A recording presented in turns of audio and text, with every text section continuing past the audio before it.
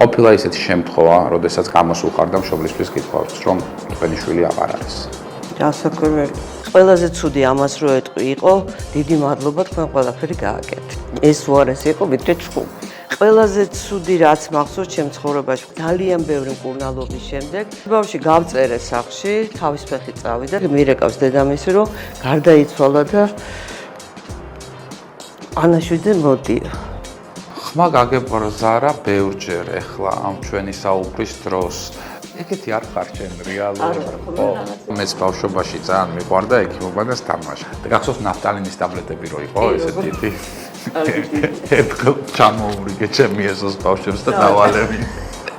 და მე ყველა საავადმყოფოში წაიყვანეს, მაგრამ აი ერთი ინტრიგნული შეკითხვა შეიძლება დაგისვა.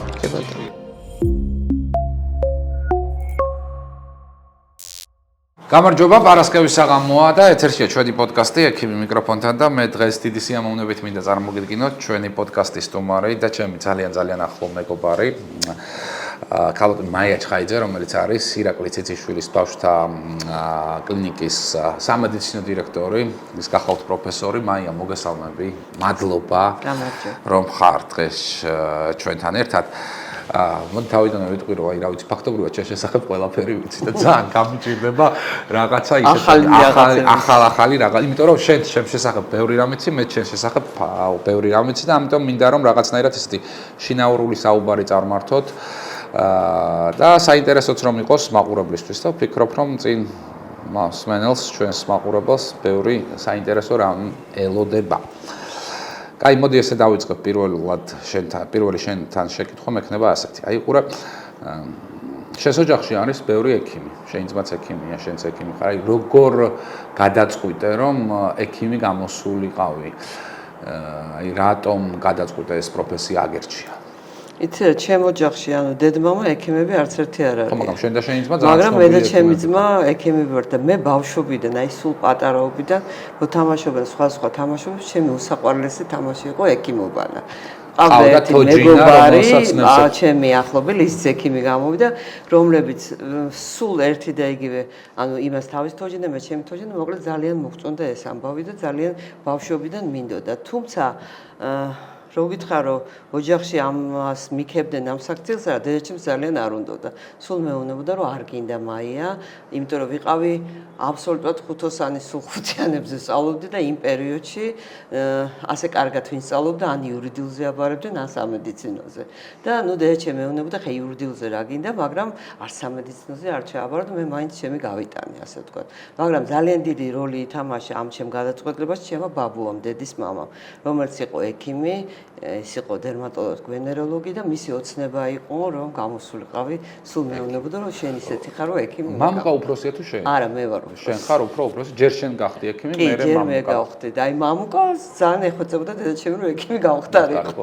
მამკა ცოტა წინააღმდეგობას უწევდა თავიდან, მაგრამ მე დათანხმდა. იცი რა იყო ძალიან ძველად კომუნისტების პერიოდში მაინც ეს სამედიცინო ინსტიტუტი ერქვა მაშინ იქ ჩაბარება იყო ეს ურთულესი რამ იყო და მე იცი რა მახსოვს რომ ლეგენდებსაც ყვებოდნენ ხოლმე ხანდახან რომ ბავშვი რო დაიბადებდა ჭიპლარ სამედიცინო ინსტიტუტის ეზოში აგდებდნენ რომ აუცილებლად ის ბავშვი გამოსულიყო ექიმი. ხო, იმიტომ რომ ძართული იყო. მედალზე დაამთავრე. ხო და მედალზე ვეღარ დავამთავრე, ბოლოს 1-4-იანი გამომაყოლეს, მაგრამ აი ისევ სწავლობდი სკოლაში რომ მოკლედ ჩატალოზეც კი არ წავსულა. ესეთი მოწესრიგებული ბავშვი ვიყავი და ნუ ამიტომ ჩავაბარე, მაგრამ სხვათაშორის პირველ წელიწადს თანაბარი ქულების პირობებში ვაჟები მიიღეს, მაშინ ვაბარებდი პედიატრიული ცალკე იყო სამკურნალო. სამკურნალოში ვაჟები მიიღეს და ქალბატონები იმ ქულებით დაგვტოვეს გარეთ. და მეორე წელს უკვე გავუბრაზდი და მოდი პედიატროზე ჩავაბარებ მეთქი და გადავწყვიტე პედიატრობა და ჩავაბარე მეორე წელს. საკმაოდ მაღალი ქულებით მოვეწყო, მაგრამ პირველ წელს ძალიან მეწყინა. ეს იყო დიდი დარტყმა ჩემთვის, ხო? რომ შენნაირი ქულებით ვაჟები მიიღეს და დაგვტოვეს. ვინ იყო რექტორი მაშინ? არა, უდუშაური. ბავშვები ძალიან გიყვარს? ძალიან სხვანაირად ჩემი პროფესია წარმოუდგენელია. ბავშვები ვის არ უყვარს, მაგრამ მე განსაკუთრებით. დაამთავრე სამედიცინო ინსტიტუტი და შემდგომ უკვე პირველი სამსახური თუ გახსოვს შენი, სად დაიწყო მუშაობა? აფესად დაიწყო. პირველი სამსახური იყო ჩემი იაშვილის, რომელიც 25 წელიწადი გაგრძელდა ჩემი პირველი სამსახური. ეს იყო როგორც კი დაუნთრა სხვა შორის განაწილება იყო მაშინ და ვიყავი ჩოხატაურში განაწილებული. განაწილებაზე რომ შევედი, მითხრეს თუ თქვენ გურული ხართ და გურიაში გაგანაწილებთ, იქო პედიატრი გჭირდებაო და ნუ მე ისე მოხდა რომ არ წავედი ჩოხატაურში. მაგრამ დავიწყე ბატონი მურმანი იყო იაშვილი მაშინ კლინიკის დირექტორი და ჯერ ინტერნატურა გავიარე იაშვილის ბაზაზე და შემდეგ დავრჩი რეანიმაციაში და 25 წელი ვიმუშავე რეანიმაციაში. რეანიმაცია ერთ-ერთი ყველაზე რთული განყოფილებაა ნებისმიერი ჰოსპიტალისა, განსაკუთრებით მულტიპროფილურ ჰოსპიტალებს ეხება ეს. ალბათ ძალიან ბევრი რთული შემთხვევა გახსოვს. ახლა მე მინდა ერთი შეკითხვა დაგისვა. ყოფილა ისეთი შემთხვევა, როდესაც გაგიღია რეანიმაციის კარი, გამოსულ ხარ და მშობლისთვის გითხოვს, რომ თქვენი შვილი აღარ არის. დასაკვირველი. და შეგიძლია რომ გაიხსენო. ანუ როგორ გავიხსენო, იკრება არა ეს დროს ექიმი რომ გადიხარ და ეუბნები ამას. ეს არის ძალიან რთული მომენტი და სხვათა შორის ყველაზე რთული ამ სიტყვებს რო ეუბნები, ნუ ამისთვის ზოგი შემზადებული, მაგრამ ამისთვის შემზადება წარმოუდგენელია. ყველა სხვადასხვანაირად იღებს, მაგრამ ყველაზე ცუდი ამას რო ეტყვი იყო, დიდი მადლობა თქვენ ყველაფერი გააკეთეთ. ეს უარესი იყო ვიდრე ჩხუბი. ნუ ჩხუბი ჩვეულებრივი ამბავი იყო, იმიტომ რომ ამას რო ეუბნები მშობელს ახლა ბუნებრივია რომ იმას აქვს აგრესია, იმიტომ რომ რეანიმაციაში ძირითადად ძალიან მძიმე ბავშვები ეხლაც, ნუ ვცდილობთ რომ მშობელი იყოს, მაგრამ მაშინ უმშობლოდ იწვა. ის მშობელი ვერ ხედავს შენ იქ რა შრომას და ჯაფას გადეყა და ამიტომ მისთვის არის ბავშვი მოგიყვანა კი ამ მძიმე, მაგრამ ნუ არც ერთ მშობელს არ უნდა და არავის არ უნდა, ჩვენი ფსიქიკა ისეთია რომ ამის დაშვება არავის არ უნდა და ეს არის უმძიმესი მომენტი. აი მე შეიძლება მეტი რა კიდევაც. აი ამის ჩავლის მერე, აი მომენტში უნდა იყო ქვასა და რკინასავი და მე ვთვლი რომ არ არის საერთოდ რეანიმაცია ფლად ქალების საქმე, მაგრამ ნუ მუშაობენ ქალები. ქალები ყველგან მუშაობენ, ძალიან რთულია ქალისთვის. 25 წელი გაატარა რეანიმაციაში. რამდენ დღეში ერთხელ ქონდა ხოლმე მორიგეობები თუ იცი? როცა მორიგეობებზე ვიყავი 4 დღეში ერთხელ მქონდა, მაგრამ მე ძირითადად დღისით ვიყავი სულ. და ნუ პარალელურად კათედრაზეც ვიყავი, მაგრამ ეს რეანიმაციის პაციენტები იყო, ეს როგორი წლები იყო, იცი გიორგი, აი შუქი რო არ იყო და ამე შეიძლება და მოსულიყო მშობელი და წამოდი, აი თქვათ მორიგე კი იყო, მაგრამ თქვენ უნდა წახვიდეთ და აი ფანრის განათებული გზით რომ მიგიყვანდა ამ კლინიკაში, სადაც შუქი არ იყო, გენერატორები ესე კი არ იყო მაშინ. მე ყოფილა ავადმყოფი მყოლია რომ მთელი ღამე ამბუ ხელით მე და ეგთან ვცვლიდით ერთმანეს და ამბუთი გვისუნთქებია ინტუბირებული ბავშვი, იმიტომ რომ გათავდა გენერატორში ვთქვათ, ეს რა ქვია, საწვავი და სანამ ამას მოიტანდნენ და ეს იყო კოშმარი, ეგ წლები მაქვს გავლილი რეანიმაციაში. უშუქობა და შემთხვევა რა გახსოვს, აი კლინიკური თვალსაზრისით. მენინგოკოქცემია გინახავს? კი, როგორ არა მინახავს, ოღონდ მენინგოკოქცემიას როგორც კი დავადასტურებდით, მაშინ ინფექციაში გადაყავდა. ყველაზე ცუდი რაც მახსოვს ჩემ ცხოვრებაში, ყავდა უმძიმესი პაციენტი გიემბარეთი, 13 წლის ბიჭუნა, რომელიც აი ეს რო თქვი ღამე უთანებდი მეთქი, მართვით სუნთქვაზე იყო ეს ბიჭი. და თვენახევარი იყო მართვით სუნთქვაზე 2 თვე. ამ ნახევარჯერ შუქი არ იყო, ესეთი წვალებით. თუ კი რამე გართულება მაშინ იყო რო 6 ხელოვნური სუნთქვის აპარატი ეხლამდელ თაობას ნანახი არ აქვს. არაფერს არ აკეთებდა ჩაბერვის, ჩასუნთქვის და ამოსუნთქვის პროგრამა ყოდა, მეტი არ ყოდა არაფერი. ნუ ძალიან პრიმიტიული იყო ახლანდელ აპარატებთან შედარებით. ეხლა თვითონ აპარატი იმდენ რამეს აკეთებს. ამ აპარატზე ყავდა ეს ბავშვი მედიასტენიტი დაემართა, გასტროსტომა. ნუ მოკლედ ძალიან ბევრი მკურნალობის შემდეგ გიემბარე მოგეხსენება ეს პროგრესირებადი დაავადება, ნერვკუნთოვანი და ეს ბავშვი გავწერე სახლში, თავის ფეხით წავიდა, 3 თვე იწვა. მე გადავიყვანე განყოფილებაში და გაეწერა და 4 წლის შემდეგ მირეკავს დედამისი, რომ გარდაიცვალა და ანაშვიდე მოდიო. გაიკეთა წამალი. ნარკოტიკი. აია. ხმა გაგებრძარა ბევრჯერ ეხლა ამ ჩვენი საუბრის დროს. სიბერის ნიშანი. ეგეთი არ ხარ შენ რეალურად. არ ვარ, ხოლმე რაღაცებზე სენტიმენტალური რაღაცები მაგონდება ხოლმე და ზოგჯერ. ბავშვები და ნარკოტიკები ხშირად ყოფილა რეანიმაციულ განყოფილებაში. სხვადასხვა ადრე არ ყოფილა და ეხლა გადაუდებელში ყვირა არ გავა, რომ არ შემოვიდეს ძალიან ხშირად გოგონები. გოგონები ხო? კი. რაღაცა აქვს დალეული თქვა ალკოჰოლური, შეიძლება ნარკოტიკიც აქვს მიღებული, ან მოწეული აქვს რაღაცა და ასე ყვირა არ გავა, რომ თითო როლა მაინც არ შემოდის. მაშინ არა, მოწამლული ბავშვები რასაკვირველია, ბევრი იყვნენ და სულ შემოდიოდნენ. აი მოწამლულ ბავშვთან თუ არ იყო ისეთი მოწამლა, რომელიც სიკვდილს იწვევდა, რასაკვირველია, კარგი იყო დილის მორიგეობაზე მიიღებდი, დილას უკვე კარგად იყო და ხო, გაწერდი. როცა მსუბუქად ის მასიური მოწამლები გქონია, მაგალითად სოკოთი შემოუყვანიათ მოწამლებით, რომელიც თქვათ ან ხო რომელსაც სიკვდილი გამოუწევია. კი, სოკოთი მოწამლული პაციენტი ერთხელ დაიღუპა, ნამდვილად მახსოვს და მაშინ ეზოში ვერტფრენით სანავია იყო მაშინ, არ იყო კატასტროფა არ ერქვა, სანავიის ბრიგადები იყო და მეც წავსულა რეგიონებში მანქანათაც და ვერტფრენით მურმანს ძალიან ისეთი მოკლედ პროგრესული ადამიანი იყო, ძალიან წინწასული იყო, მისი აზრები უსწრებდა იმ პერიოდის განვითარებას ინფრასტრუქტურულად თუ სამედიცინო მენეჯმენტის თვალსაზრისით და იზახდა რომ იქ ტელესტუდიასო მიწები რო აქო იქ ძალიან კარგი იქნება ერთიო ვერტფრენის დასაჯდომი, იმიტომ რომ მართლა ჩამოიყვანა ერთმა ჩემმა თანამშრომელმა ამით რეპტილინით მოწამლული ორი ბავშვი ვერტფრენით. გადარჩენ ხო. ჰემოდიალიზი დაჭირდათ. ანუ ასეთი ინოვაციები ჩვენ კლინიკაში მაშინ ხდებოდა. სულ ახალგაზრდა გუნდი იყო, რო გაიხსნა კლინიკა, ახალგაზრდებით იყო ძირითადად დაკომპლექტებული და ეხა იმ ხალხიდან ვინც მე რო დავიწყე მუშაობა, რომ ძალიან ერთეულები მუშაობენ უკვე იქ. ჩემზე უფროსებიც იყვნენ. ნუ გაიფანტა ხალხი, მოკლედ დაფრთიანდა და იქიდან წავიდა სხვადასხვა ადგილებში. ყოფილა ისეთი შემთხვევა, რომელიც ყოფილა ზეწოლა რაღაცის გამო, რომ აი ეს კლინიკური შემთხვევა უნდა დაგემალა, რომ დიაგნოზი არ გამხდარიყო საჯარო, რომელსაც შეიძლება პანიკა გამოიწვია ადამიანებში. ესეთი რამე არ მაგონდება. არა.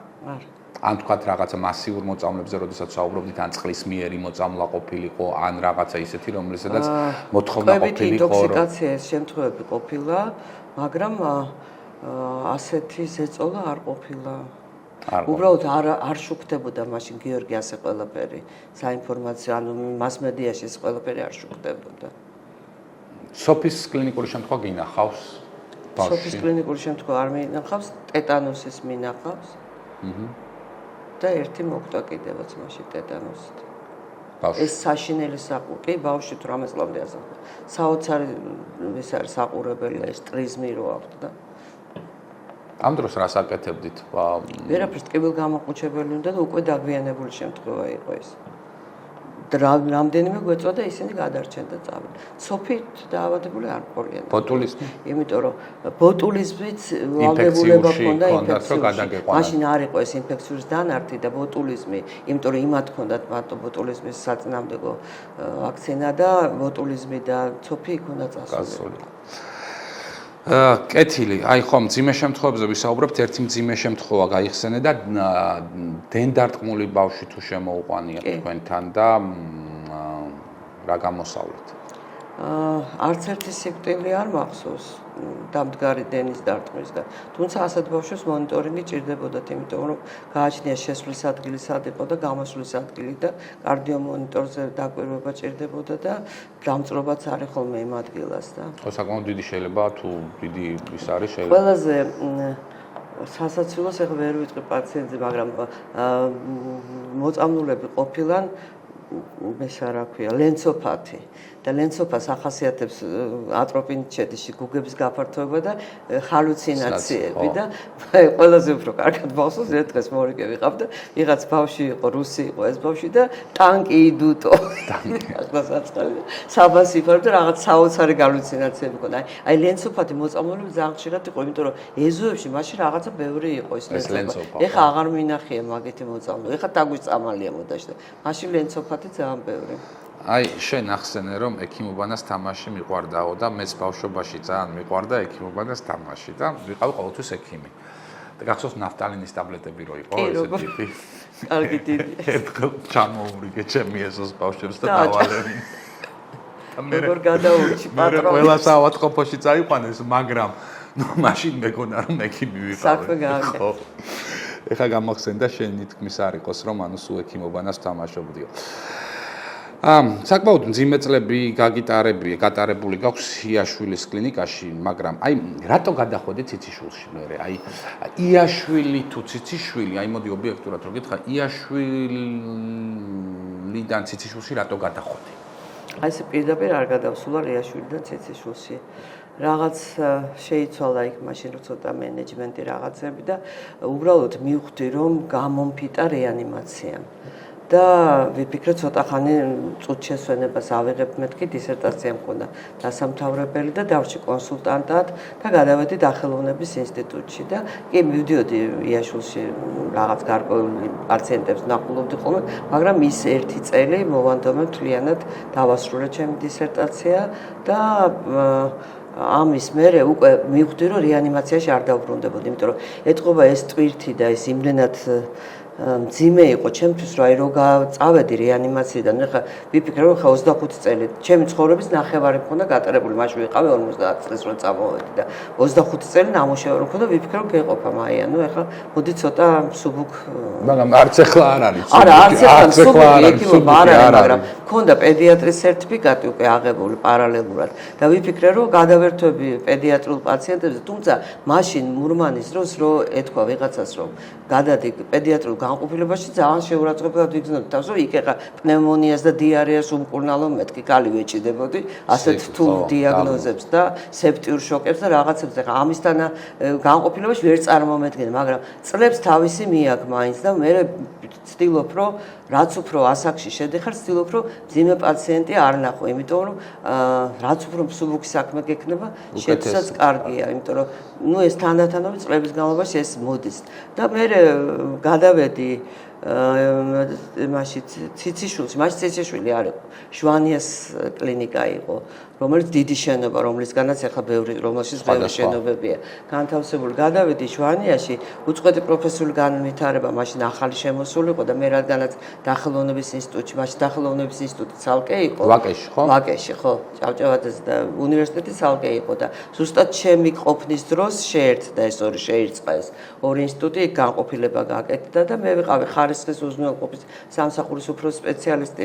დახელოვნების ინსტიტუტში და ჩამაბარეს საუნივერსიტეტო კლინიკაში მაშინ არ ერქვა საუნივერსიტეტო ერქვა ჟვანიას სახელობის უწყვეტი პროფესიული განვითარების განყოფილება და კიდე გავხსენი სულ რაღაცა 2 საწოლიანი გადაუდებელი დახმარება მაშინ შემოდიოდა ჯერ და იმის სერტიფიკატიც ავიღე გადაუდებელი დახმარების და შემდეგ უკვე ამ სტაციონარი იყო თუ ამის 2 საწოლიანი იყო გადაუდებელი დახმარება იყო მაგრამ არასრულფასოვანი რასაკვირველია შემდეგ ამ ჟვანიას კლინიკიდან ეს ნაწილი იყო სადაც ახლა ციციშვილის კლინიკა ის იყო ჟვანიას კლინიკის ერთ-ერთი კორპუსი ოღონდ იმას მიაშენეს კიდე 2011 წელს დასრულდა ამ კორპუსის შენებლობა და მე ვიყავი ობსერვაციაში და გადაუდებელში ობსერვაციის კონსულტანტი ვიყავი უწყვეტი პროფესიული განვითარების და იმ გადაუდებლის კონსულტანტი სახელმძღვანელი და აქეთკენ როცა გაიხსნა ციციშვილის კლინიკა 2011-ში პირველი განყოფილება გადაუდებელი დახმარების გავხსენი მე. ოღონდ ეს ხალხი ვინც იქ მიმღებში მუშაობდა. ყველა გადაიყვანა. ყველა გადავიყვანა, მაგრამ ყველა ბოლომდე ვერ შერჩა იქ რასაკვირველია. იქ უკვე სხვა მოთხოვნები წამოვიდა, სერტიფიკატი იყო საჭირო, ცალკე გადამზადება უნდა გაევლოთ, იმიტომ რომ სპეციალობათა ნუსხაში ახალი სპეციალობა შემოვიდა გადაუდებელი, როგორც დიდების ისე ბავშვთა და ეს რაღაც ნოუ-ჰაუ იყო ჩვენთან არ იყო ჯერ ეს და ესე ყველა ვერ შეძლებდა იქ მუშაობა. აი, ერთი ინტრიგნული შეკითხვა შეიძლება დაგისვა. ცეციშვილი უფრო გიყვარს თუ იაშვილი? ნუ ეხლა ცეციშვილი უფრო მიყვარს ასაკვირველია. იცი რა, რო წამოვედი, მე იმდენად შეიცვალა იქ ინფრასტრუქტურულად, რომ ვიდიოდი, აი გულში რაღაც აი რო შეხვალ შინაურ სიტუაციაში, ხო რაღაცა შეგრძნება გაქვს და აღარ მქონდა იქა. თუმცა ბოლომდე ვიქნები იაშვილის სიყვარული გამომყვება, იმიტომ რომ ძალიან დიდი ხანი გავატარე, მაგრამ სულ სხვა სიტუაცია იყო, მაშინ სხვანაირი ურთიერთობები იყო, სხვანაირი იყო კლინიკაც ინფრასტრუქტურულად, იმის მერე ბევრად უფრო დამშვენდა, გალამაზდა იქ ნაწილი ზოგი სხვას გადაეცა, ნუ რაღაც სხვადასხვა მოხდა, მაგრამ ის წლები სხვა იყო, ნუ ეხლა ციციშვილი მიყვარს სასაკვირველია. ეს ეხლა 2000 ამის პირველი სამედიცინო დირექტორი მე ვიყავი ამ კლინიკის და ამდენი ხანი მესმის. კი. კეთილი. შენ ხარ ასევე ძალიან ბევრი შემდგარი პედიატრის მასწავლებელი. როგორი მასწავლებელი ხარ? კაცრი ხარ? ხო, საკმაოდ კაცრი, რომ ზოგადად ჩემი გარეგნული იერი ყველას აშინებს, ასე ვთქვა. რატო? აი, სკოლის პერიოდიდან დაწყება ყველას გონია, რომ სანამ გამიცნობენ ახლოს, რომ ძალიან მკაცრი ვარ, ეთყობა ესეთი გარეგნობა მაქვს. ბევრმა მითხრა მე რომ გამიცნო, რომ ეს არა ქვია, ვაიმე მეგონა რომ როგორ გავცე ხმა, როგორ გავუბედო და სკოლის პერიოდში სნეჟნაე კარალევას მეზარდი ესე. ანუ ეთყობა ცივი სახე მაქვს, არ ვიცი, ნუ ეხა ისე არ ვარ ბუნებით ნამდვილად კომუნიკაბელობა საკმაოდ. არანაირად. უთბილესი ადამიანი. ხო და არა, მაქვს ასეთი იერი მაქვს ეთყობა და ამიტომ ამ სტუდენტებსაც და რეზიდენტებსაც ძალიან ეშინიათ ხოლმე.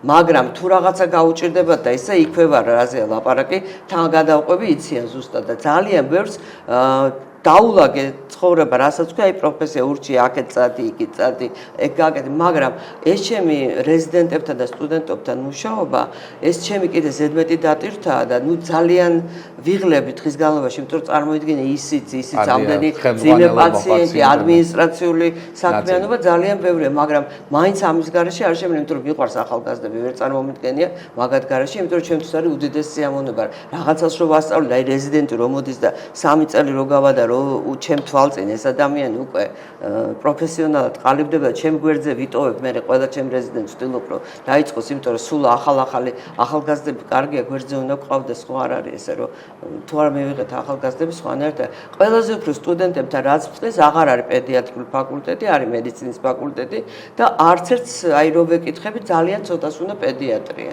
ძალიან ცოტას, აი თითზე ჩამოსაცვლის და გული მწყდება, იმიტომ რომ ვერ ვხედავ უკან რო ვიყურები, ცვლა უნდა მოდიოდეს და თუ არ მოუნდათ ამ ახალგაზრდებს და სტუდენტებს, საიდან ჩვენ ბერდებით უყვალ და ჩვენ თაობა მიდის აცი სადაც არის და ნუ დარჩებიან ესე კანტიკუნდად პედიატრების სამარა, ძალიან წყენდება გული.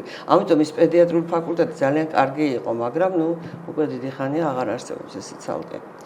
ხო, აი სტუდენტები ვახსენე და ხარ მეგობარი, მენტორი მათი, მაგრამ აი რას ვერ აპატიებ სტუდენტს?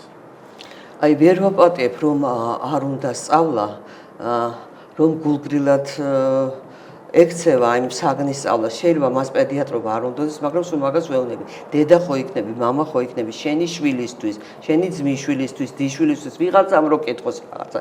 ელემენტარული მაინც ხო წაიღე და ვეუბნები რომ ეს არის ფაკულტეტი, რომელსაც უდიდესი პასუხისმგებლობა გაქვს, იმიტომ რომ ადამიანის სიცოცხლე გაბარია და როცა ადამიანის სიცოცხლეზე ლაპარაკი, ამაზე ძვირფასი კაცობრიობას არაფერი შეუქმნელი. შენ რა უფლება გაქვს რომ მას არ მოუარო, ხო? აი ცუდ შედარებას ვიტყვი, მაგრამ თქვათ მეღვინემ არის სწავლა კარგად და გამოვიდა იზღვინო ცუდი და ნუ ცუდი გემოიქნება და ვიღაცა დაიწუნეს, მაგრამ აქ ადამიანის სიცოცხლე და ამას ვერ ვაპატიებ ვერაფრით და ვერ ვაპატიებ უპასუხისმგებლობას, მოკლედ არ მიყვარს მოწესრიგებული ადამიანი, ის სტუდენტი შეიძლება თავი არ უსყდებოდეს და არ იკლავდეს, მაგრამ თუ ვატყობ რომ უნდა სწავლა და რაღაცაში მოყვება და გისმენს და მინიმალურს მაინც წაიღებს იმ რაღაც პედიატრიის კურსიდან, რომელიც 40 დღე გრძელდება ხოლმე, ვარ ბედნიერი ძალიან. ზოგიერთს ვეხვეწები და ექთნათაც ვამუშავებ, იმიტომ რომ ექთნების დეფიციტია საყოველთაოდ. ფრთხილი ექიმი ხარ? ძალიან. ეს რეანიმაცია მომცა. თუმცა გამბედაობას გაძლევს რეანიმაცია. მე რომ მკითხო, ყველა აი ხა უბრალოდ შეუძლებელია, თორე ყველა ვერ დაიწყებს რეანიმაცია და პირველ რიგში რეანიმაციაში უნდა იმუშაო. ეს გაძლევს სწრაფი გადაწყვეტილების და გამბედაობის ძალიან დიდ კარტ-ბლანშს და ამის შემდეგ უკვე ჩვეულებრივად და ეს სიფრთხილე გრჩება. მე სულ ფიქრობ, როგორც ჭადრაკშია, ამის მერე რა შეიძლება მოყვეს და თუ ამას არ ფიქრობ, ექიმი ძალიან ცუდია. იმიტომ რომ დიფერენციალურ დიაგნოზის დროსაც და გართულებებზეც უნდა იფიქრო თავიდანვე. ძალიან ფრთხილი ვარ. ზედმეტად შეიძლება. აი შენ ახლა თქვი რომ ჩემ სტუდენტებს ვეუბნები რომ თუ პედიატრი არ გამოხვალთ, ხო გამოხვალთ, დედები იქნებით, მამები იქნებით და ბავშვს სახლში უნდა მოაქვს. სახლში როგორი არის მაია ჩხაიძე ექიმი? ჩემი შვილები დიდები არიან ახლა ძალიან. ხო, მაგრამ აი როგორი დედა იყავი? დედა ვიყავი გეტყვი როგორ დედა ვიყავი სულ დაკავებული, მაგრამ როცა დრო მქონდა ყოველთვის ვიყავი ჩემი შვილებისთვის და ჩემი შვილებისთვის ძირთად დედა იყო დედა ჩემი, იმიტომ რომ დედა ჩემი ასწავლიდა სკოლაში, სადაც ჩემი შვილები დადიოდნენ სკოლის მერე მოყავდა ჩემი შვილებით და ჩემი ძმის შვილებით, სულ ყველა 4-ვე ბავშვი და ძირითადად ესე მოყავდა ხოლმე და დედასთან იყვნენ და ვიცოდი რომ მოვლილები იყვნენ აბსოლუტურად და ახლოს ცხოვრობდნენ დედასთან და საღამოს გადმოვიყვანდა და ჩემო შვილებმა თვითონ რო დაიწყეს მუშაობა მაშინ მითხრეს რომ გინდა გითხრათ რომ ჩვენი ოცნება რა იყო და რა იყო მეთქი და სახლში რომ მოვიდოდი სკოლიდან დედას გაეღო კარები და საჭმელი გაეწყო დედას და ამას ვერ ვეღირსეთო და აი ცუდი დედა არ ვიყავ მაგრამ ეს მომენტი იმიტომ რომ მოგეხსენება მეუღლეც ქირურგი მყავდა, ექიმი მყავდა და არ იყო ხა მაშინ ესეთ მდგომარეობა რომ დიდი ხელფასი ყოფილიყო და ბავშვებს უნდათ ბევრი რაღაცა და ამისთვის მე დავდიოდი ტრენინგებზე რეგიონში ყველგან ყველაფერს რაც კი შეიძლებოდა რომ ამათვის რაღაცნაირად ხელი შემოწყო მიმეცა მაქსიმუმი თუმცა ექიმობა არც ერთმა არ მოინდომა მე ვერ დავაძალე იმიტომ რომ ორი ქალიშვილი მყავს დიდები არიან უკვე ერთი 40 წელი ერთი 35 არ მეჩხუბოდა ასაკერავდი და არც მითხრეს რომ თქვენ როგორ წვალობთ არ გვინდა ჩვენ ესე წვალება სისხლის გეშვინია ჭრილობას ვერ შევხედავ და ამიტომ არ გვინდა ექიმობა და არც ერთი წუთი არ მითქვია რომ ვიმე რატო არ აბარებ თქო უმცროსმა ქალიშვილმა 2 წლის წინ მითხრა კაცო ნეტა სტომატოლოგიურზე მაინც ჩამებარებიო ეს ექიმობა თუ არ მინდა სტომატოლოგი მაინც გამოწულიყავ რაღაცაშიო აი ეს რაღაც სხვანაირი სამსახური მექნებოდა და გვერდზე დამიდგებოდი შენცო და ნუ არ მოინდომეს რა ვქნა შვილიშვილები მყავს იმათვის ზედმეტი შვილიშვილი კიდე ზედმეტი ორმაგი ის არის პასუხისგებლობა როგორც ექიმის რანგში როდესაც უყურებ შვილიშვილს ახლა მაგალითად დაფეთებული ბებია ხარ ანუ არ გამოდივარ წყობიდან მაგრამ ისინი ექიმები არ არიან და იციან უკვე ორივე უნდა დამირეკონ რაღაცა პრობლემა რო აქვს და რასაკვირია მირეკავენ უფროს 16 წლის არის და ის ყოველი პარასკევი შაბათ-კვირა ჩემთან არის მაინც სხვაგან ცხოვრობს მაგრამ ჩემთან მოდის და ის ჩემი მეთვალყურობის ქვეშ არის ხა ის დიდია და პატარა 5 წლის არის ესა გუშინ სიცხე ქონდა რომ მივედი ისე გამიკვირდა დაჯდა ფონ მომასმენია ყელშიც ჩამაყედა მოწელით გამო ძალიან ისე აკადემიურად მომიდგა მოკლედ აქამდე არ მასინჯებდა და ნუ მაგათვის ყველაფერი ვარ ხა სხვა ექიმი არ ყოლიათ არც და ნებისმიერ დაცემინებაზე იქავარ რომ დამირეკავს დილას ჩემი აი პატარა ვისაწყობს ქალიშვილი ვიცი რომ რაღაცა აქვს თორე დილას ახლა თულა რატო დაგირეკავ პრობლემა ამიტომ იმათვის ვარ ყველაფერი ყველანაირი ექიმი ხო და აი ყველას ბებია ვარ ასე ყველას ბებია მაიკო რა მინდა გითხო იცი აი ყველაზე დიდი პედიატრი საქართველოს ისტორიის განმავლობაში ვინ იყო მესე ერთს ვერ გამოვყო. აი 5 ვთქვათ. ნუ ირაკლი ციციშვილს ვიწყე აუცილებლად, იმიტომ რომ ირაკლის ბოლო წლები თან ერთად გავატარეთ, ერთად ვუშვით ბატონი ავტოკვეზერელი და ირაკლიციციშვილი და მე ბოლო წლები მათი სიცოცხლის ჩვენ კლინიკაში იყვნენ ესენი, მათთან ერთად გავატარეთ. ძალიან დიდი პედიატრი იყო ბატონი ნოდარ ხერხეულიძე, ნოდართან გავდიოდი სუბორდინაციაზე, მქონდა შეხება, თორემ ჩემთვის ლექციაც წაუკითხე, მაგრამ მაიას მამა, ხო? კი, მაიას მამა, ბატონი ნოდარი არაჩვეულებრივი პედიატრი იყო. ძალიან კარგი პედიატრი იყო ირაკლი ფაღავა, რომელიც ბავშვობაში ჩემი ბაბუის მეგობარი იყო და თურმე მე როცა ავატყდებოდი, ყოველთვის მოყავდათ ირაკლი. ნუ სინჯავდა ხოლმე და მე უკვე რო გავიზარდე მკურნალებს უკითხავდა ბატონ ირაკლის ლექციები მე არ მომისმენი, მაგრამ ნამდვილად დიდი პედიატრი იყო. მერი გელოვანი ქალბატონ მერისთან მქონდა შეხება, იმიტომ რომ ქალბატონი მერი მასწავლიდა მთელი 1 წელი და მერი გელოვანის გვერდზე მდგომი მთელი თაობები, რომლებიც გაზარდა, ეხლა ჩემ გვერდზე არიან ბატონი გურამჩიტაია, დათო კვირკველი, ესენი ჩემი პედაგოგები იყვნენ ორივე. ერთის მასწავლიდა, მეორეს მეცნიერება ხოლმე, ეხლა იქ რომ ბატონო გურამს ვეძახი ისევე, ხა გურამსა და დათოს არ ვეძახი ბატონოს და დათოსთან უფრო ესე. ბატონ გურამს და ანუ აი ეს თაობა პედიატრების იყო, ვინმე არ გამომჩეს ავტოკვეზერელიც თქვი.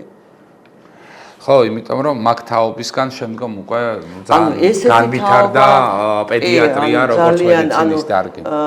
სხვანაირი ხალხი იყო ნამდვილად, რასაც ქვია რა. აი, რა ვიცი, ნამდვილი პროფესორები თუ რა უწოდო არ. მეცნიერები. ხო, ეხა შენი პედაგოგები ჩამოთვალე, მართლა ძალიან დიდი და ბუმბერაზი ადამიანები, რომლებმაც საქართველოში პედიატრიის დარგის განვითარებას ძალიან დიდი საფუძველი ჩაუყარეს. წენა თუ გქონია კოლეგებისგან. აი ისეთი რომელიც არ გიპატიებია შემდგომ არასდროს. უფროს კოლეგებზე იძახი არა, ზოგადად შენი კოლეგებზე. სხვადასხვა ეხა აი წლები რო გადის და საქმეში შევდივარ, ვცდილობ რომ არ ავიშალო ეთყობა ნერვები თვით დაცვა არის და კი მგონია როგორ არა მწყენია რაღაცები ისე რომ შეიძლება ვიღაცისთვის არც დავლაპარაკებოდა კონტაქტში არ შესულიყავ. ნუ რამდენი ხანი გასტანდა ხა გააჩნია წყენას, ნუ ძალიან თუ გაწყენიებ და ზოგიერთი წყენა ეხლაც მახსოვს. პაციენტის გამო კოლეგასთან გიჩხუბია? თუ რამე არასწორად გააკეთა მიჩხუბია კი. ეხლაც როგორც სამედიცინო დირექტორი ვცდილობ რომ არ ვიჩხუბო ყოველ შემთხვევაში, მაგრამ ნუ რაღაცა შენიშვნა უნდა მისცეს, სხვანაირად არ გამოდის. შეუცდომელი არავინ არ არის, მაგრამ მოვალეობაც არის ჩემი რომ რაღაცა თუ არ მიდის თქვათ ისე და კორნალობის პროცესში რაღაც დარღვევა რომ შენიშვნა მივცეთ და უნდა მიიღონ რა ვიცი ხა ზოგი იღებს შენიშვნას. აი როდესაც მაგალითად საექიმო შეცდომას უყურებ, ყველა ექიმს მოსდის შეცდომა, ხო? ანუ შეუცდომელი ექიმი მე არ მინახავს. შენც ალბათ შენ ვინც არ მუშაობს ის არ ცდება, თორე არ შეიძლება რომ ექიმის შეცდომა არ მოუვიდეს. აღიარების უნარი უნდა გქონდეს და უნდა მიხვდე რომ შეგეშალა. ნუ სანამ რეგულირების სააგენტო ჩაერევა და სანამ თქვა დაგშიან. სახში იღებდი პაციენტებს? არასოდეს. აი ახლობელი თუ მოვიდოდა, მაგრამ სამაგეროდ აიბოლიტივით მთელ კორპუსთან, მთელ ბავშვებთან ვერც ერთი ბავშვი ვერ მიტანდა ჩემ ეზოში. იმიტომ რომ ყველას სინჯავდი და ეს ჩემი პატარა ქალიშვილი იყო ძალიან ეშმაკი და ეზოში როგორც კი ვინმე გააბრაზებდა, დადგებოდა დედა დაიძახებდა, როგორც კი დედას დაიძახებდა, ყველაფერს აძლევდა და ყველაფერს უსრულებდა, იმიტომ რომ დედას ეშინოდა იმ ბავშვებს უყალას. აი ესე იმაშებოდა, იყენებდა ამ ჩემ ექიმობას, ხო, აი ესე უყალასა იქით მივსულ ვარ ბევრ ადამიანს, ბევრ პაციენტთან, რა, სახში მიღება არ მქონია, სახში ბავშვები მყავდა და ავატყოფ ბავშვი სახში მიღება. ხო, აი, იცი რა, რაღაცნაირი ესეთი ფენომენია, რომ ბავშვებს ძალიან ხშირად აშინებენ ხოლმე ექიმით, ხო, რაც ცუდია რა, რომ ექიმი მოვანემს გაგიკეთებს. ხო და ეს ექიმები არ უყვართ, ეხა შენ ძალიან კარგი რაღაცა ახსენე, რომ აი შენი შვილიც კი ამას იყენებდა. კი, ამას იყენებდა, იცი რომ აი როზივარ სამსახურში ჩემ წინ ამბულატორიული მიღება არის იქა და ძალიან ხშირად გავსულ ვარ კაბინეტიდან არ დამზარებ, იმიტომ რომ მესმის რომ ეუბნება, გაჩერდი ეხა თორე ექიმს დაუძახებ და ნემს გაგიკეთებ და გავდივარ და ვეუბნები რომ ესე რატო ეუბნებით, იმიტომ რომ შედის ის ბავშვი იმ ექიმთან მე და ვარდება ისტერიკაში. ტირეს, იმიტომ რომ წინასწარ აშინებენ, არიან ბავშვები, რომლებთანაც ხალხს არ ვიცნობ თუ ვიცი რომ ის უნდა მოვიდეს ჩემთან, გავიხდი ამბულატორიულ მიღებაზე და ისე ვხდები, იმიტომ რომ ზოგს ხალათის ეს ეშინია ხო და ამიტომ ჯერჯერობით პედიატრობა ფსიქოლოგიც უნდა იყო გარკვეულწილად, იმიტომ რომ იმ ბავშვს რო შემოვა შენ კაბინეტში, თუ შენ ნდობა არ გამოიწვია მაშინ და არ გენდო, არც გაგასინჯებს, მოზდილი არც არაფერს არ გეტყვის და ისე მოიქცევა რომ ვერ გასინჯავ და ამიტომ პედიატრობას ეს ნიუანსები აქვს. ეხა მოზდილი მოდის და გელაპარაკება თვითონ და ბავშვთან თუ მიდგომა რაღაცა გასაღები თუ არ უყოვე, იქ სათამაშო მიდევს იქ რაღაცა რომ რამენაირად კონტაქტში შევიდე და ეს ექიმი ბუას გამოხატვა ძალიან ცუდი არის. ფსიქოლოგიურად არ არის სწორი. ხო, პოლიციითაც აშინებდნენ ხოლმე, ხა პოლიციებში დავრეკავ და ექიმითაც აშინებდნენ, ხო, პოლიციის ყველას შეშინდა. კეთილი. მშობლები ყველაზე მეტად აი რა თუ დაკვირვები ხარ, რა შეცდომას უშვებენ ხოლმე, აი ბავშვებთან მიმართებით, აი ყველაზე დიდი რაზეც მშობელთან კამათი მოქსულია, რომ ბავშვის საუკეთესო ინტერესი არ ყოფილა დაცული. რასაც მშობელი ბავშვთან ურთიერთობაში. რაღაც ყვებასთან დაკავშირებით იციან ხოლმე აჩვენება ამ მშობლებმა ზოგჯერ. აი არაფერს არ ჭამს და მოკლედ ამითი ამუნატებენ ამ ბავშვს და აფულინგებენ და მე რო ჩაეკითხები, იმასაც ჭამს, ამასაც ჭამს, რაღაც ესეთი პრობლემები კი არის ხოლმე ბავშვს და მშობელს შორის. ეხლა სწავლაზე თუ ეჭვებიან მშობლები და უკმაყოფილება აქვს სახში, ეგ არაფერი. ნუ აი მოზდილ ბავშვებთან მაგალითად მეც დავხმარები ვარ ხოლმე, თქვათ სიგარეტს ეწევა და მშობელი ეუბნება რომ არ უნდა მოწიო, არ უნდა გააკეთო ესეთ რაღაცაში, ამოდგომა მშობელს გვერდზე. სხვა ხა ისეთი არ მოგონდება არაფერი. აი ჩაფუთნა მაგალითად სიცხის დროს, როდესაც სიცხე აქვს ბავშვს და ანუ ცხელების მართვაზე ჩემი სამაგრაფია, გართულება მაგ ცხელების მართვასთან დაკავშირებით, იმიტომ რომ ძალიან არასწორად მართავენ ხოლმე სამწუხაროდ ექიმები ზოგჯერ და რაღაც არასწორი სქემები და ამიტომ რომ მოდის ბავშვი და სიცხე რო აქვს, მშობელს ყოველთვის ვეუბნები, რომ აი ესე არ გააკეთო, ესე არ გააკეთო, არც ჩაფუთნო, არც გააშიშვლო, ანუ ასეთ რაღაცებს კი ვასწავლე ხოლმე. ნუ ძმრიანი ნასკებია და ალკოჰოლით დაზილო ყველაზე დიდი პრობლემა როგორც ამოაკვდო, ხო? ნუ იმიტომ რომ ეს ბებიების დროინდელი ის არის.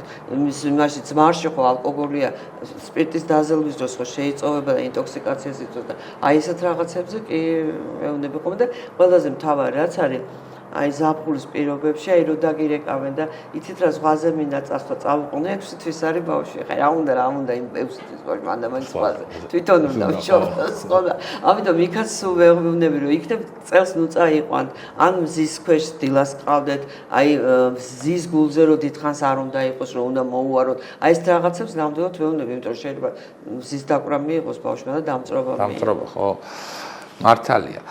მე მინდა ერთ-ერთი ბოლო პერიოდის ერთ-ერთი უმძიმე შენ მუშაობასაც შევეხოთ, ეს არის COVID ინფექცია, როდესაც აი შენი კლინიკა კონკრეტულად სადაც მუშაობდი, იღებდა COVID ინფიცირებულ ბავშვებს და ფაქტობრივად ყავდა ძალიან მძიმე კონტინგენტიც COVID ინფიცირებული ბავშვებისა.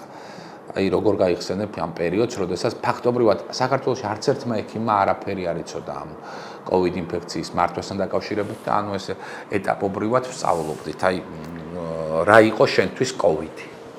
ნუ მოკლედ COVID-ი როგორც ყველასთვის მსოფლიოში ჩემთვისაც მოულოდნელი იყო. ნამდვილად არავინ არაფერი არ ვიცოდეთ, ვიცოდით ეს კორონავირუსული ინფექციები, MERS-ის არსი და ასე შემდეგ, რომელიც ადრეც იყო, მაგრამ ჩვენამდე არ მოსულა და არ შევხვდებია. ამიტომ ეს იყო თავზარი დაგვეცა, რასაც ქვია. იმ წელიწადს 2020 წლის იანვარში ვიყავი იტალიაში ჩემ შვილებთან და შვილიშვილთან ერთად და რო ჩამოვედით 2 დღეში აღმოჩნდა რომ უკვე იტალიაში პირველი შემთხვევა იყო COVID-ის. ანუ პირველი 11 მარტს ჩვენთან პირველი შემთხვევა დაფიქსირდა. ანუ ჩვენ 175 საწოლზე იყო მაშინ გაშლილი ჩემი კლინიკა. ფაქტობრივად 24 საათში გადავკეთდით COVID-ის კლინიკად. თავიდან სტაფმა არ გაჭედა, რომ არ უნდათ ვიღაცებს მაგალითად COVID-ი. არ გაუჭედია. ვერც გაჭედავდნენ. ადამიანები იღუპებიან სოფლიოში, ხედავენ რა მდგომარეობა. როგორ არავის არ მოეწონა, იმიტომ რომ იმ პერიოდში ძალიან ჩავარდა სხვა მუშაობა. თუმცა მე ვიყავი ერთადერთი კლინიკა, რომელიც COVID-იანს უკეთებდა ნებისმიერ ქირურგიულ ჩარევას. და რეფერალური დაგვერქვა მაშინ 175 საწოლ 24 საათში გადავკეთდი. ეს გადაკეთება რას გულისხმობ, იცი? მე მეწვა პალიატიური ბავშვები მაშინ 30-მდე. ეს ბავშვები გადაიყვანე ალბათ სხვა 24 საათს თან მართვიცუნთქვაზე მყოფი ბავშვები. ეს ბავშვები გადავანაწილეთ ზოგი იაშოსში, ზოგი ბოკერიაში, იმიტომ რომ მე ის ფართი მჭირდებოდა, რომ დამეწვიდა COVID ინფიცირებული პაციენტები. და ექიმებს შევთავაზეთ, რომ ვინც იყო ასაკოვანი, თქვენ შეგიძლიათ სახლში წახვიდეთ და ჩვენმა კომპანიამ მაშინ იკისრა თავის ურგზეს რა ქვია, ვალდებულება და უხდიდნენ ამ ადამიანებს სახლის პირობებშიც კი რაღაც მინიმალურ ხელფას ყოველ შემთხვევაში. და ეს ასაკოვანი ხალხი უთხარით, რომ ნუ არ ვიცით ჯერ როგორ იქნება, რა იქნება და უბრალოდ მთელი ჩვენი ქსელი მაშინ იყო ბევრად მობილიზებული ვიდრე სხვა კლინიკები, ამას ვიტყვი. სამინისტროზე ადრე ქონდა ხოლმე ყველა პროტოკოლი და ეს გამზადებული და ჩვენმა კლინიკურმა გუნდმა სათავოფისთან დაწყებული მთელ ქსელში ძალიან კარგად ვიმუშავეთ მაშინ, იმიტომ რომ აწყობილი ონლაინ ისინი რა ქვია ტრენინგები, ლარინგოსკოპი მოგვიტანეს, ვიდეო ლარინგოსკოპი, რომ თქვათ ინტუბაცია დაუჭირებოდა და რეფერალურად ნიშნავდა იმას, რომ ყველა კლინიკაში სადაც ბავშვი იყო და მართვით თქვა დაჭირდებოდა ეს ბავშვები უნდა გადმოსულიყო ჩვენთან. სიკვდილობა გქონდა? საქართველოში მოკვდა სულ 11 ბავშვი. აქედან 9 ჩვენ კლინიკაში მოკვდა. იმიტომ რომ ყველა ჩვენთან გადმოდა და 2 ქუთაისში გარდაიცვალა, როგორც ვიცი. იყო მძიმე შემთხვევები. ესენი ძირითადად მაინც რაღაც ქრონიკული პაციენტები იყო. ამათ ყველას ჰქონდა თანხლები დაავადებები. რასაკვირველია, პირველი ბავშვი, რომელსაც COVID ინფიცირებული, რომელსაც დაჭირდა მართვითი სუნთქვა, ეს ბავშვი გადარჩა. გახსოვს იქ რო ქონდა ნომინაციაზეც იყო წარდგენილი. კი. ეს ბავშვი ინფექციურიდან გადმომიყვანეს და ძალიან მძიმე იყო. 3 თვე იყო მართვით სუნთქვაზე და გადარჩა. 2 თვის იყო რომ გადმოვიდა ჩვენთან და გაეწერა ცოცხალი, ეხლაც კარგად არის. ეს პირველი ბავშვი და ნუ დანარჩენები იყო ბავშვთა ცერებრული დამბლით, იყო კარდიომიოპათით, აი იმ ბავშვზე ძალიან ბევრი ვიწვალეთ, დიდი გოგონა იყო 7 წლის კახეთიდან, რომელზეც აი თან გადავყევით მთელი კლინიკა, ყველანაირი მედიკამენტი, ყველანაირი საშუალება. აი უკვე მის, რასაც ქვია დიაგნოზი, პედიატრიული მისზე ეს უკვე დიაგნოზად იყო გამოსული და ამ ბავშვთან იმუნოგლობულინიც ვიხართ ყველაფერს, მაგრამ კარდიომიოპათია იყო და როცა გაიარა კოვიდის პერიოდმა, შემდეგ ჯოენის კლინიკაში გადავიყვანთ და უნდა გადანერგოდა გული, მაგრამ ვეღარ მოასწრეს, ბელორუსიაში მეყავდათ გადასანერგად და ის ბავშვი გარდაიცვალა, მაგრამ აი ძალიან მენანებოდა, იმიტომ რომ ძალიან დიდი, ყველა ბავშვზე ძალიან დიდი მარტო ბავშვები კი არა, მშობლებიც გვეწვა. ჩვენ მაშინ გავატარეთ 7600 პაციენტი და აქედან 4800 იყო ბავშვი. ბავშვები და დიდები ორივე გვეწვა. უბრალოდ მაშინ სახელმწიფომ დაუშვა სამინისტრო უფლება, რომ ყველა სერტიფიცირებულ ექიმს შეეძლო მუზდილიც ემართა კოვიდით. პროტოკოლები უკვე არსებობდა ბავშვებში პროტოკოლი ბატონი ვანიკო და მე და რამდენიმე ავტორი ვართ უკვე ქონდა გაკეთებული. ვანიკო ჩხაიძე. კი. ამიტომ ჩვენი გაკეთებული პროტოკოლი იყო და ვიცავდით რა საკვირველია, საშუალებები რაც კი არსებობდა, ყველაფერი მოდიოდა ჩვენთან. უბრალოდ ისეთი პერიოდი იყო მაშინ, რომ საჭმელსაც ვერავინ ვერ მოუტანდა, კვება ჩვენ უნდა მიგვეცა, ექიმებსაც ჩვენ კვებავდით, იმიტომ რომ ხო რაღაც ვერ გადიოდა გარეთ. საშინელი პერიოდი გამოვიდა. 2 წელი გრძელდებოდა. მარტი 2020-დან 22 წელში გადავკეთეთ. ერთი ხანობა ნახევრად ვიყავით, ანუ ნაწილი ერთი ფლიგელი მუშაობდა არა კოვიდ ინფიცირებულებზე და დანარჩენზე ქირურგიული ჩარევები კეთდებოდა, რეფერალები რეგიონიდან კეთდებოდა, აპენდექტომია კოვიდ ინფიცირებულ ბავშვებში. მე რა მინდა იცი კითხო, აი და შეგიძლიათ დამიხასიათო რა უნარებს უნდა ფლობდეს კარგი პედიატრი. აი და რის გარეშე ვერ გამოვა ადამიანი პედიატრი. ზოგადად ექიმს უნდა ქონდეს პირველი რაც უნდა ქონდეს ემპათია. თუ ემპათია არ აქვს, საერთოდ იმან ექიმობაზე არც უნდა იფიქროს. მით უმეტეს პედიატრს, იმიტომ რომ თუ შენ პაციენტის, ეხლა თან წარმოიდგინე საქართველოს არის იტალიელები ვითავართ ჩვენ. ხო, ერთ ბავშვს ბევრი ახლობელი მოყვება. ყველას უნდა ყველას თათდა აუხსნა შენი ამ ბავშვის მდგომარეობა. უნდა გიყვარდეს ბავშვი, უნდა ქონდეს ემპათია, პასუხისმგებლობის გრძნობა და არ უნდა გეზარებოდეს შენ თავზე მუშაობა, რომ ახალი მედიცინა ერთ ადგილას არ დგას, მუდმივად განვითარებადია და სულ ახალი რაღაცები არის და ამას თუ არ მისდი, ამიტომ ძალიან კარგია, როცა პედაგოგი წყარ, იმიტომ რომ შენ გინდა არ გინდა გაქვს ვალდებულება, რომ ახალი ინფორმაცია მოიწიო. ამიტომ სულ მუდმივად განახლებულია შენი ცოდნა. თუ ადამიანს არ უნდა ახალი ცოდნის მიღება და რო დაამთავრა 91-ში და იმ ცოდნით არის ვერ იმუშავებს, რასაკვირველია, წარმოუდგენელია, ხო? ამიტომ ემპათია, ბავშვის სიყვარული, შრომის მოყვარება, ახალი ინფორმაციის მოძიება, აი ეს არის და კომუნიკაცია უნდა შეგეძლოს და მოთმენის უნარი უდიდესი. იმიტომ რომ ყველა მშობელი როცა მოდის კლინიკაში და მოყავს ბავშვი, შენ ახარ დამნაშავე რომ ბავშვი ავათარე, არავის არ უნდა. მოწამლულის მშობელიც კი არასდროს არ გეუნება სახში რომ წამალი ქონდა. მე სახში წამალი არ მაქვს. ყველა ესე იძახს. ეს არის თვითდაცვა. და მე რო აღმოჩნდება რომ გითხრას რა წამალია უფრო მარტივია, ხო? ან ანტიდოტს იხმან, ან უფრო მარტივად გამოდიხარ. ეხა მიდიხარ ბრმად, ხო? არის რითია მოწამლული. მე აღმოჩნდება რომ ბევრი წამლები აქვს. ამიტომ მშობელი გადანაშაულებს შენ, იქ უნდა ქონდეს ნერვები თან სტაციონარში როწევს. რაღაცა შეიძლება არ მოეწონოს. პრეტენზიულია ყველა. ნუ რასაკვირველია ინფრასტრუქტურაც უნდა მოეწონოს და ექიმის მეთვალყურეობას და ექიმის ხშირი ყურადღებაც. აი ეს თვისებები აუცილებლად უნდა ქონდეს. ხანერთ ალბათ ვერ იქნება პედიატრი. რაღაცნაირად ბოლოსკენ რეზიუმირება რომ გავუკეთოთ. უბრალოდ მინდა გითხრა რომ რაღაცა ძალიან კარგი ადამიანი ხარ და აი ყოველთვის ძალიან მახარებ მე და როგორც პედიატრი ხარ ძალიან ესეთი ზრუნველი პედიატრი და მართლა ძალიან ბევრი ბავშვის იმედი ხარ. მე მინდა რომ ძალიან დიდი წარმატებები გისურვო. მადლობთ კი. და ბევრი გამოჯანმრთელებული პაციენტი, იმიტომ რომ აი რაღაცნაირად სულ ბრძოლი ხარ, სულ იცი როგორი ხარ, რომ აი ეხა შენ თქვი არ ჩერდები. არა ხო ვერ ჩერდები. სანამ შემიძლია. ხო, ვერ ჩერდები და ეს ძალიან კარგია. და ვცდილობ მაქსიმალურად გამოვიყენო სანამ შემიძლია ჩემი ცოდნა და შესაძლებლობა. დიდი მადლობა მინდა გადაგიხადო მეგობრობისთვის პირველ რიგში. იმიტომ რომ შენ ძალიან მიყვარხარ, ძალიან პატივისცემ და ძალიან მიყვარხარ, დიდი ხანია წლებია უკვე ასე რომ. დიდი მადლობა შენ და მადლობა. ეს იყო პოდკასტი ექიმი მიკროფონთან. არ დაგახვიწყდეთ რომ გამოიწეროთ ჩვენი YouTube-ის არხი და მოგვიწონოთ, ეს ძალიან მარტივია და ჩვენ სულ ახალ საინტერესო სტუმრებს შემოგთავაზებთ ხოლმე. ერთი კვირით გემშვიდობებით, მადლობა.